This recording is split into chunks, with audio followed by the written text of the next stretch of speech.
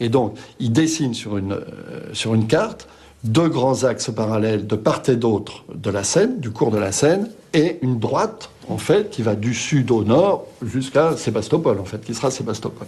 Et à partir de là, Haussmann va traiter complètement Paris, comme ça, autour de ces 2 axes, qu'on appelle le grand axe, d'ailleurs, en fait, et qui sera la trame, en fait, sur laquelle va s'appuyer toute la transformation de Paris par la suite. Pour financer ces travaux pharaoniques, le budget alloué par Napoléon ne suffit pas. Haussmann doit faire appel à des investisseurs privés afin de trouver plus d'1 milliard de francs. Il tente sa chance auprès des frères Pereire, riches banquiers fondateurs du crédit immobilier. L'avenir de la capitale est entre leurs mains.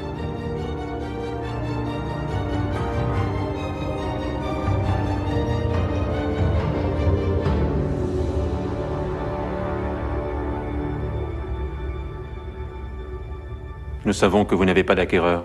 Non seulement vous nous demandez d'acheter les terrains, mais vous nous imposez un cahier des charges très contraignant. Et très onéreux. Bâtir des immeubles de 6 étages, des arcades, des galeries marchandes. J'ai conçu un quartier harmonieux, rien de plus. Je vous en propose 460 francs le mètre carré. À ce prix, c'est l'assurance d'une plus-value considérable. Un risque considérable aussi. La fièvre des chemins de fer qui a fait votre fortune s'est assagie. Il est grand temps d'investir dans la pierre.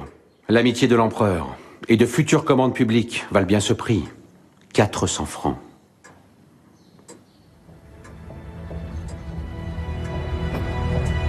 Pour moins de 400 francs le mètre carré, les frères Pereire contribuent largement aux grands travaux d'Haussmann. Les prix flambent. Les Pereire achètent, cèdent, échangent et investissent dans des endroits clés de la capitale.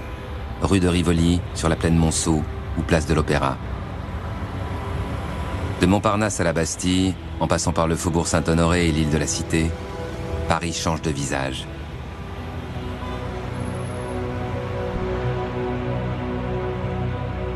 Le percement de l'avenue de l'Opéra permet à l'empereur d'accéder directement de sa résidence des Tuileries au majestueux édifice de Charles Garnier, symbole de la grandeur du Second Empire.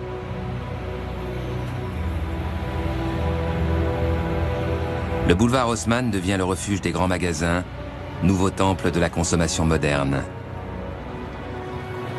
La métamorphose de Paris bouleverse aussi les manières de vivre et de consommer des Parisiens, surtout des Parisiennes.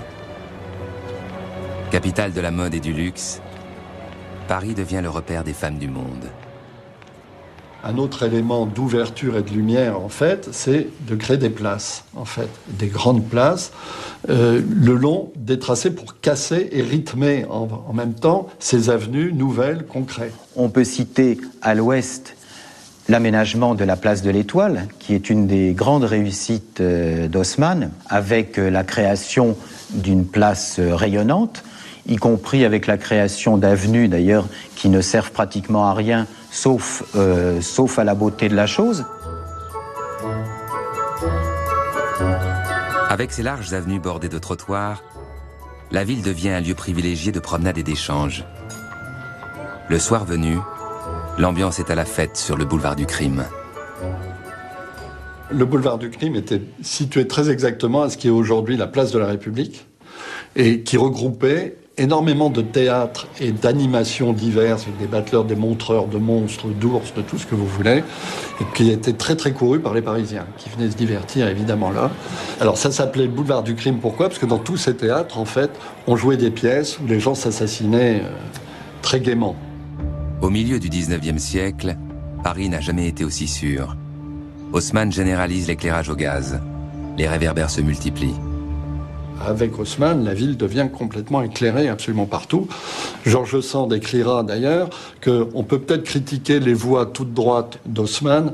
Il n'empêche qu'on peut même s'y promener tranquillement, les mains dans les poches, la nuit comme de jour, en fait, sans risque d'être cambriolé, attaqué, n'importe quoi par un malfaiteur, puisqu'on voit tout et on se promène très librement au milieu des arbres. En plus des réverbères gérés matin et soir par l'allumeur, des fontaines, des horloges, des kiosques à journaux, des Vespasiennes habillent les rues pour la commodité et le plaisir des promeneurs.